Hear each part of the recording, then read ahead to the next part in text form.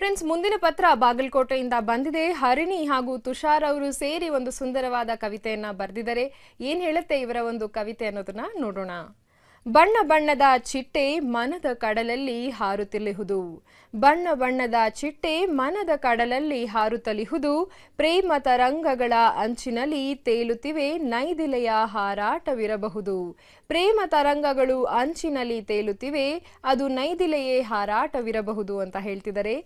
ಮೋಡ ಮೋಡಗಳಲ್ಲಿ ರತ್ನಗಳು ಸುರಿಸುತ್ತಿಹುದು, ಚಿಗುರಿನ ಎಲೆಗಳಲ್ಲಿ ಸಂತೋಷವು ಮಿಳಿರುತ್ತಿಹುದು. ಮೋಡ ಮೋಡಗಳಿ ರತ್ನಗಳು ಸ್ಮರಿಸುತ್ತಿಹುದು, ಚಿಗುರಿನ ಎಲೆಗಳಲ್ಲಿ ಸಂತೋಷವು ಮಿಳಿರುತ್ತಿಹುದು. ಈ ರೀತಿಯಾಗಿ ಪ್ರೇಮ ಸ್ವರ್ಗದ ಜಲಧಾರೆಯು ನನ್ನ ಆನಂದಪೂರದಲ್ಲಿ ಮುಳುಗಿಸಿಹುದು.